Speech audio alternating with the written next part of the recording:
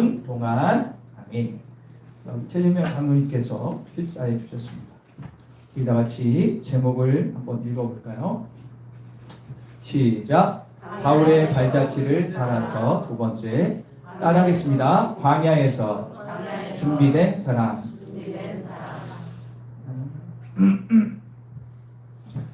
우리가 저번 주부터 바울의 발자취를 따라서 시리즈 설교를 하고 있습니다.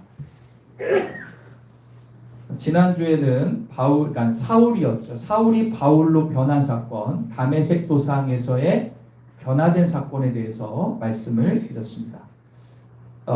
예수 믿는 사람 핍박하던 사울이 다메섹에 갔을 때 하나님의 강권적인 역사로 예수님을 만나 180도 변한 사람이 되죠. 그래서 복음을 전하는 자의 길로 바뀌었고 사울의 길, 즉 세상 길에서 바울의 길, 끝 주님의 길로 바뀌었습니다. 그래서 지난주에 제가 말씀드린 핵심이 뭐냐 한번 따라볼까요? 우리 모두에게는 인생의 다메섹이 있다. 그렇죠. 다메섹이라는 것이 상징적인 의미로 우리의 삶에도 다메섹이라는 것이 반드시 있습니다. 변화될 때가 있죠. 다메섹은 단순한 도시 이름이 아니라 우리의 삶을 바꾸는 자리고 나의 계획보다 하나님의 계획이 시작되는 자리가 바로 다메섹이라고 말씀을 드렸습니다. 오늘은 그 다음 이야기를 나누도록 하겠습니다. 여러분들, 바울은 기독교 역사, 아니 세계 역사 가운데도 많은 역사학자들이 전 세계를 변화시킨 10대 의인 가운데 그 안에는 많은 사람이 들어가지만 바울이 들어갈 정도로 바울은 인류 역사 가운데 중요한 역할을 했죠. 바로 복음을 전함으로 일어났습니다. 바울은 다메섹에 예수님을 만나 가치관이 완전히 바뀌었습니다. 그래서 그리스도인을 핍박하는 자에서 예수님의 제자로 됐죠. 그런데 그렇게 변화됐으면 바로 복음을 전하는 게 당연히 맞을 것 같습니다. 바울은 이미 완전히 준비된 사람이었습니다. 예를 들어볼까요? 바울은 2000년 그 당시 이스라엘의 가장 유명한 학문 가말리의 학문 아래에서 공부를 요즘으로 따지면 서울대 나온 사람입니다. 율법에 능통했고요. 구약 성경을 거의 애우다시피 했고요.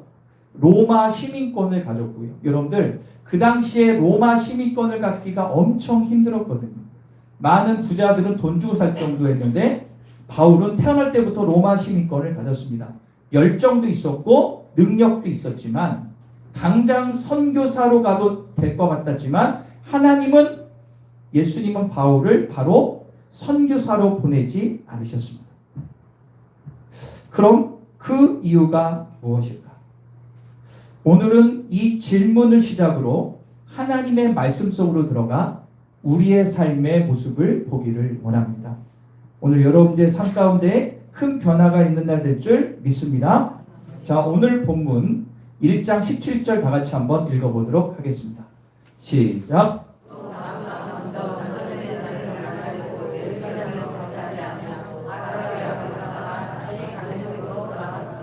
자, 18절 첫 번째 문장만 다시 한번 따라해보겠습니다. 그 후 3년 만에 다시 17절을 보여주시고요. 자, 바울은 자신이 예수님을 만나 회심한 이후에 자기의 삶을 담담하게 1장에서 얘기하고 있는데 다메섹에서 예수님을 만난 후에 곧바로 예루살렘으로 간 것도 아니고 복음 전하러 간 것도 아니고 아라비아라는 곳으로 갔다라는 거예요. 아라비아라는 곳. 여러분, 여기서 말하는 아라비아, 우리가 사우디아라비아 이런 데를 의미하는 것이 아니라 그 당시에 있었던 나바티아 왕국이라는 곳이 있었습니다. 지금의 요르단 이 동남쪽입니다. 한번 지도 있어요? 없어요? 자, 여러분들 지금 여러분들 이스라엘 동쪽에 보면 요르단이라는 나라 들어보셨죠? 이 나라 쪽이 바로 나바티아 왕국입니다. 그래서 유명한 유적지가 뭐냐? 여러분 페트라라고 아세요? 유명한 7대 불가사의 있죠. 거기가 있는 곳입니다. 자, 이곳은 메마른 지역이었습니다. 그런데 바울이 여기에서 3년 동안 있었다는 거예요. 3년 동안. 성경은 짧게 기록하고 있지만 바울에게는 결코 짧지 않은 3년이에요. 여러분 3년이 길어요? 저거 예, 깁니다. 하루 이틀이 아니지 않습니까? 그런데 바울이 있었던 이 지역에 3년 동안 있던 이 지역을 성경은 뭐라고 얘기하냐? 한번 따져볼까요? 광야라고 얘기하고 있습니다.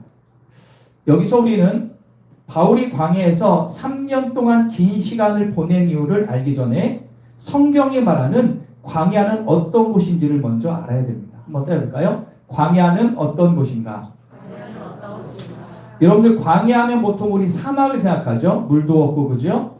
모래만 있고 물도 없고 그죠? 무슨 소나무가 아니라 무슨 여러 가지 나무도 거의 없잖아요. 있어봤자 선인장 같은 거 있고 그런 게 생각이 나요. 그런 의미도 맞습니다. 그러나 성경이 말하는 광야는 더 큰 깊은 의미가 있습니다. 제가 이 광야라는 단어의 이 뜻을 좀 찾아봤습니다. 이 광야라는 뜻은 히브리어로 미드바르라고 합니다. 미드바르인데 이 미드바르의 뜻이 뭐냐면 사람이 살기 어려운 곳, 의지할 것이 없는 곳을 의미합니다. 그런데 흥미로운 사실은 모든 단어는 어원이 있습니다. 이 미드바르라는 단어의 어원이 다바르라는 단어인데 이 단어의 뜻이 뭐냐? 한번 따라해볼까요? 말하다, 말씀하다.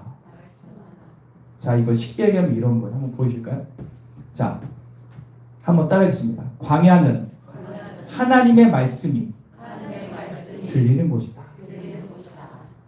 광야의 단어에는 그런 뜻이 있는 거예요. 더 쉽게 얘기하면 광야는 하나님이 나를 이끌어서 대면하며 말씀하시는 곳이 광야라는 거예요. 여러분들 도시에서는 사람 소리가 많고 세상 소리가 많고 욕심의 소리가 많습니다. 그러나 광야에는 의지할 게 있어요? 없어요? 없습니다. 아무것도 없잖아요. 모래밖에. 그죠? 하나님만 바라보게 되고 그래서 하나님의 말씀과 음성이 천천히 들리게 되는 곳입니다. 저는 이번 성지순례를 하면서 광야를 가보진 않았지만 광야 같은 지역을 몇 군데 다니면서 직접 걷기도 했습니다. 그 메마른 땅을 바라보면서 자연스럽게 성경 속 광야가 생각이 났죠. 그리고 돌아와서 말씀을 준비하면서 깨닫게 된 한 가지가 있는데 그게 뭐냐면 성경에 나오는 중요한 인물들은 대부분 광야에서 준비를 하나님이 시켰다는 사실입니다. 여러분들 모세 아십니까? 몰라요? 희한하네. 자, 물 한 잔 먹을게요. 여러분 모세 아시죠? 예. 모세는 애국의 왕자였잖아요. 몇 년 동안 왕자 생활했어요? 몇 년? 4년이에요?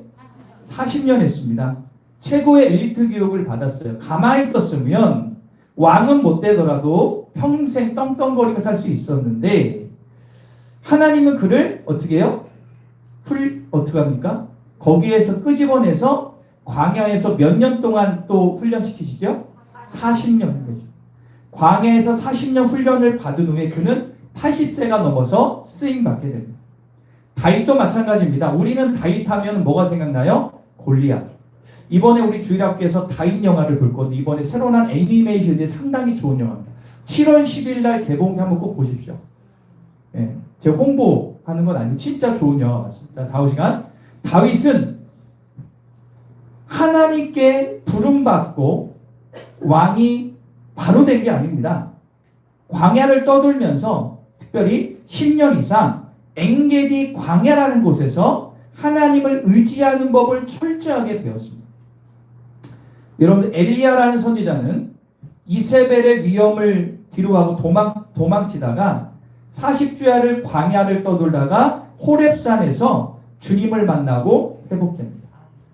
가장 대표적인 분은 예수님이죠. 예수님은 사역하시기 전에 성령에 이끌려서 어디로 나가십니까? 광야로 나가서 40일을 금식하시고 마귀와 대적하여 승리하십니다. 그리고 이렇게 말씀하시거든요. 사람이 떡으로만 살 것이 아니요 하나님의 입에서 나오는 말씀으로 살 것이라. 이 말씀을 어디에서 선포하신 말씀이냐면 광야에서 선포하신 말씀입니다. 자, 신명기서 8장 2절에 보면 이런 말씀이 있습니다.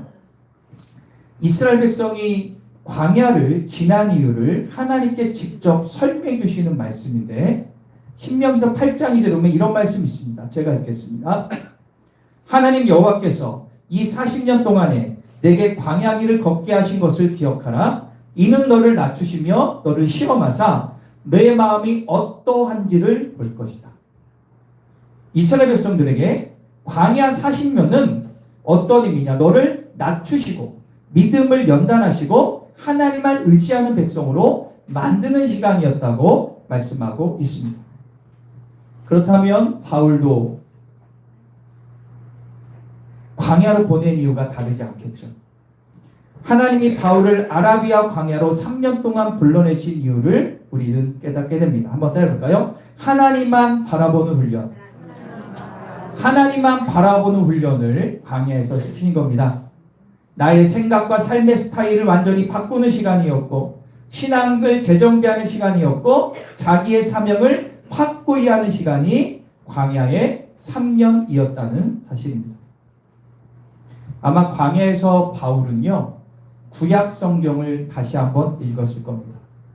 여러분 아까 말씀드렸죠. 바울은 구약 성경에 있는 모세오경을 거의 딸딸딸 외운 사람이었습니다.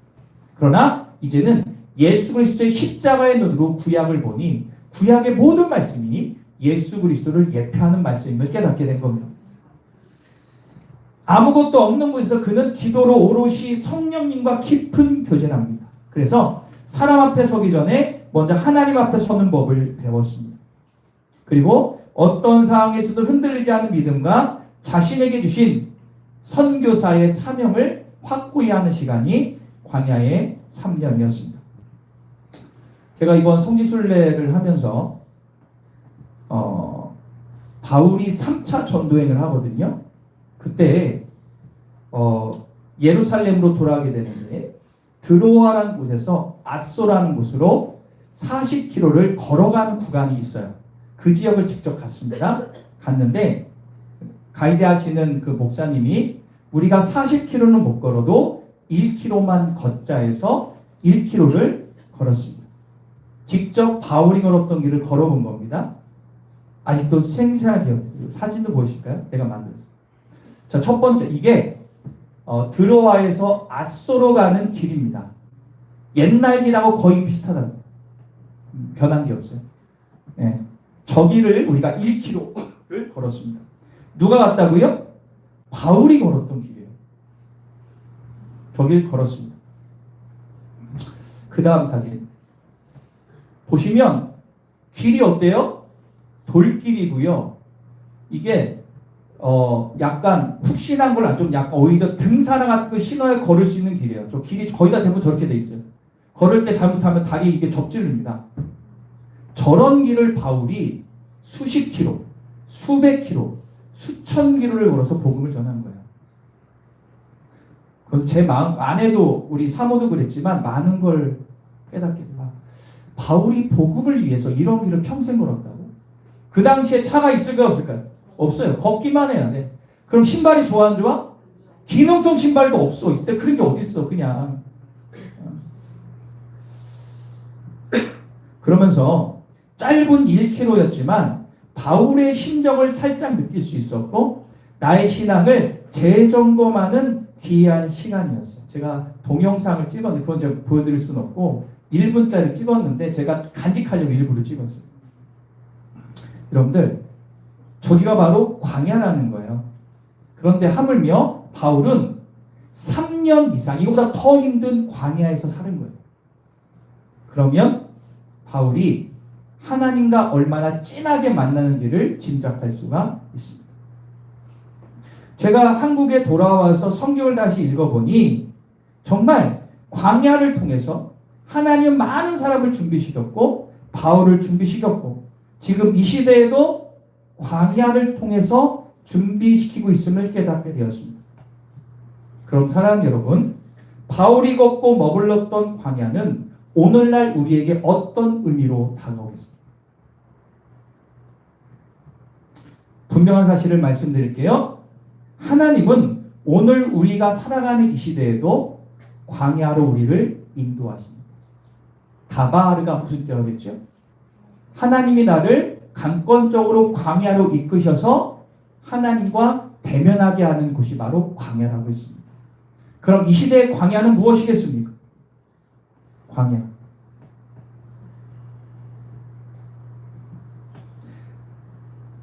사업이 안 돼요. 자꾸 막히고 힘들어요. 그때가 광야입니다. 자녀 때문에 힘들어하는 것도 광야입니다. 내가 나름대로 기도했는데도 응답이 없는 그 시간도 광야입니다. 어떤 분에게 사람들에게 잊혀질 것과 같은 시간도 광야일 수 있습니다. 겉보기에는 아무 일도 일어나지 않을 것 같습니다. 그래서 우리는 자꾸 묻습니다. 왜 하필 하나님 지금 이렇게 나를 힘들게 합니까? 왜 이렇게 오래 기다리게 하십니까? 이게 바로 이 시대의 광야라는 겁니다.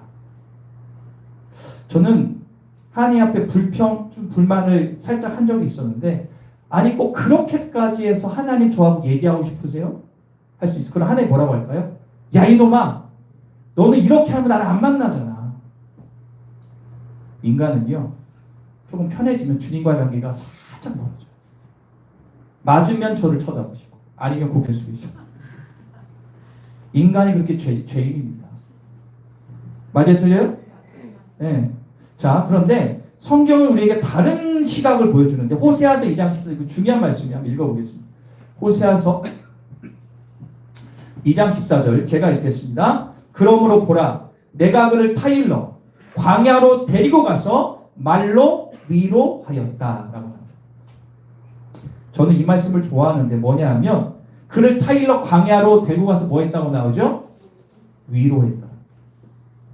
아니 힘들어 죽겠는데 주님은 그게 나를 위로하는 시간이라는 거예요.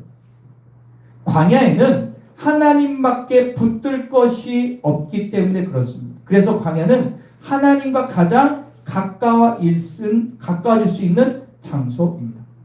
여러분들, 예수를 모르는 사람들은 대부분 누구를 의지하고 살아요? 자기를 의지합니다. 그런데 자기를 의지하다가 어느 순간에 반드시 살면서 무너질 때가 옵니다. 그때 보통 어떻게 세상 사람들을 해결합니까? 건전한 사람들은 뭐 여행도 가고 막 잠깐 삶을 접고 여행 가면서 나름대로 극복도 하고 뭐 강의도 듣고 여러 가지 많이 하죠. 심리치료도 받습니다. 그러나 그게 여러분들 진짜 답을 주나요? 저거 아시겠지만 우리 한국이 10년 동안 부동의 1위가 뭐예요? 자살입니다. 여러분들, 우리가 아무리 잘 살고 잘 먹어도 내 삶에 무너질 때 우리는 의지할 게 필요합니다. 그런데 우리는 누굴 의지할 수 있어요?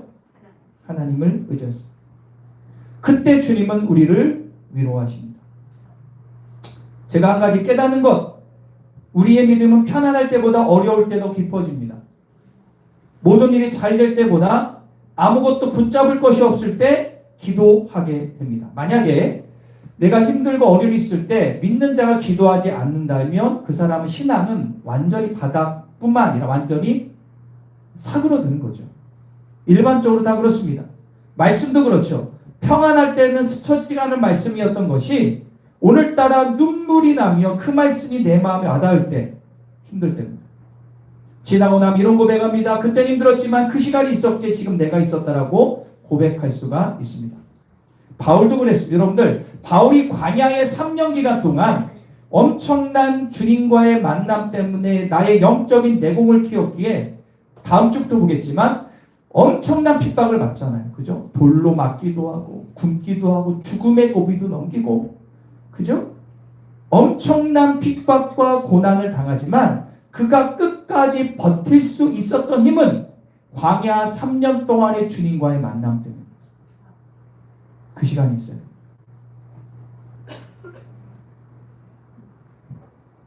사랑하는 성도 여러분, 지금 여러분이 지나고 있는 시간이 하나님께서 여러분들을 외면하는 시간이 아니라 가까이 붙들고 있는 시간이를 믿기를 간절히 축원합니다. 아무 일도 일어나지 않는 시간인처럼 보이지만 하나님은 가장 중요한 작업을 하고 계시고 있음을 믿기를 축원합니다. 그렇다면 사랑하는 여러분, 지금 나의 삶에서 하나님이 허락하신 광야는 무엇입니까?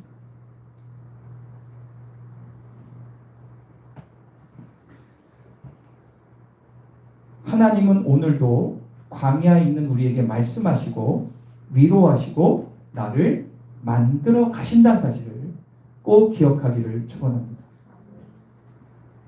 어떤 기자가 평생 돌을 깎은 아주 돌을 깎아서 조각하는 아주 유명한 조각가에게 인터뷰를 했습니다. 이렇게 질문했습니다. 돌을 깎아서 이 좋은 작품을 만드는 비결이 무엇입니까? 그 기자는 은근히 이렇게 기대했습니다. 좋은 연장을 써야 됩니다. 좋은 기술을 이야기할 줄 알았는데 그 조각가는 이렇게 대답을 합니다. 좋은 작품은 망치를 잘 드는 사람이 만드는 것이 아니라 돌을 오랫동안 보는 사람이 만드는 것입니다. 기자가 다시 묻습니다. 돌을 오래 바라본다는 것은 그럼 무슨 뜻입니까? 조각가는 미술을 지으며 이렇게 대답합니다. 돌을 오래 바라봐야 보입니다. 어디를 깎아야 할지, 어디를 남겨놔야 될지, 어디를 건드리면 안 되는지가 보이게 됩니다. 서두르면 절대 걸작품이 나오지 않습니다. 저는 이 이야기를 듣고 바울이 생각났습니다. 광야는 아무 일도 하지 않는 시간이 아니었습니다. 주님을 오랫동안 바라보는 시간이었습니다. 바울은 광야에서 주님만 바라봤습니다. 우리 그리스도인들의 진짜 소망은 주님 바라보고 사는 거 아닙니까? 십자가를 붙들었고 십자가를 묵상했습니다. 그리고 하나님께서는 그 시간을 통해 바울 한 사람을 걸작품으로 만드셨습니다.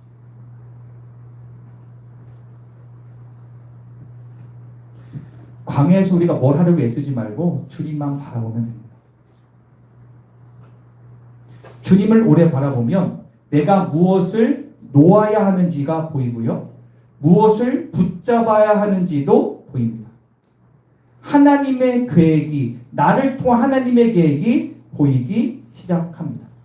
그래서 광야는 외로운 곳이 아니라 하나님을 가장 깊게 만나는 곳이 광야입니다.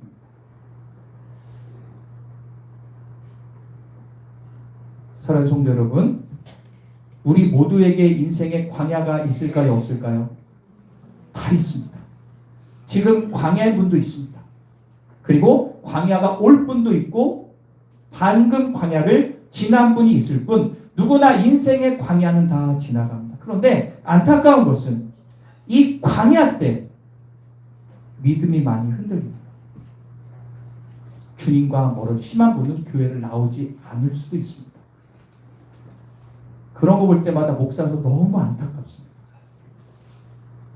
그리고 기도합니다. 주님, 광야를 걷고 있는 저 영혼 주님 바라보게 해주십시오. 답은 주님밖에 없습니다.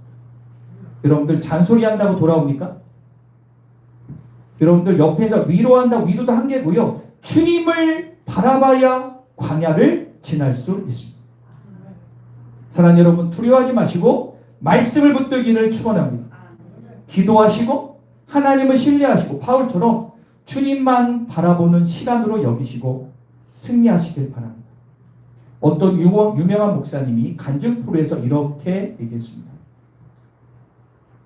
내가 인생의 바닥을 치고 있을 때 방법은 뭐냐?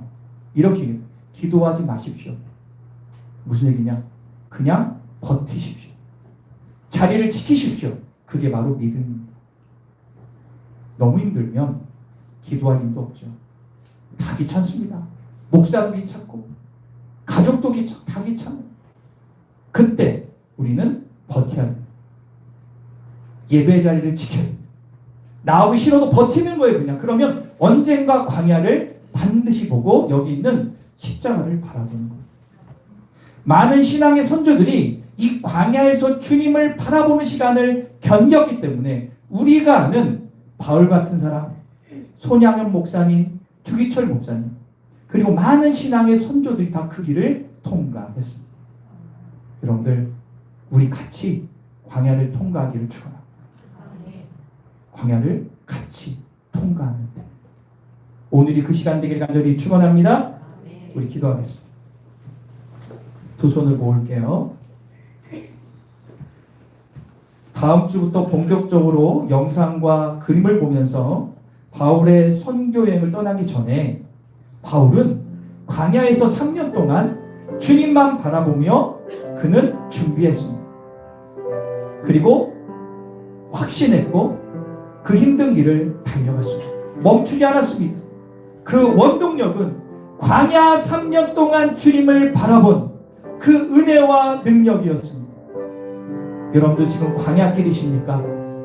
그게 바로 앞으로 살아갈 힘을 주는 위로의 시간입니다.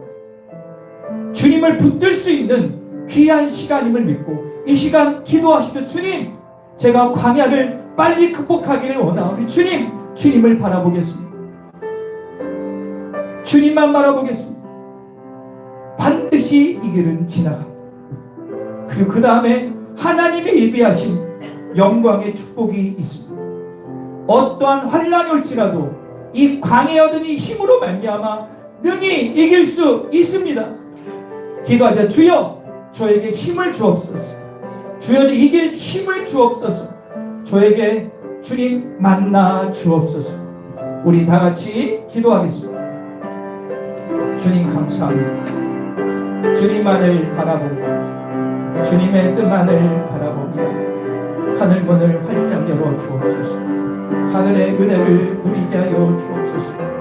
성령 충만하게 하여 주옵소서. 사랑의 주 하나님, 오늘 살아계신 주님을 만나는 시간 되기를 간절히 원합니다. 주님만을 바라보는 시간으로 삼아 주옵소서. 사랑의 주 하나님, 오늘 살아계신 주님을 온전히 만나 내가 변화되는 시간 되기를 간절히 원합니다. 주님, 이 시간 광야의 삶을 다시 한번 돌아보고 주님을 온전히 바라보는 복된 시간으로 삼아 주옵소서. 사랑의 주 하나님, 오늘도 살아계신 주님을 온전히 바라보며 나아갑니다. 주님, 오늘 사라진 주님을 온전히 바라보며 나아갑니다. 주님, 오늘 우리 가운데 말씀해 주시고 예수님을 만나게 하시고 오늘 새 힘을 얻는 복된 시간 되어 주옵소서. 하나님의 뜻이 이루어지게 하여 주옵소서.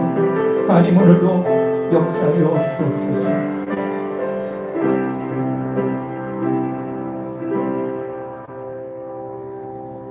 하나님, 광야 같은 인생살이 가운데 아무것도 보이지 않을 때가 분명히 옵니다. 답답하고 억울하고 힘들고 누구를 바라볼 수 없는 광야의 삶 가운데 우리는 그때 눈을 들어 주님을 온전히 바라봅니다. 주님과 독대하는 시간을 갖습니다. 그리고 주님은 다바를 우리에게 말씀하십니다. 우리가 예배드리면서 소원하는 것이 주님 만나는 것인데 힘들 가운데, 광야 가운데 주님은 더 철저하게 확실히 만나주십니다. 절대로 사단의 꼬임에 넘어가지 말고 이 광야의 삶 가운데 주님 바라보게 하여 주옵소서. 주님만을 바라보게 하여 주옵소서. 여기에 나의 앞으로의 인생의 답이 있음을 깨닫게 하여 주옵소서. 피하지 말고 주님과 멀어지지 말고 신세한탄하지 말고 예배 시간에 딴짓하지 말고 주님 바라보며 새 힘을 얻게 하여 주옵소서.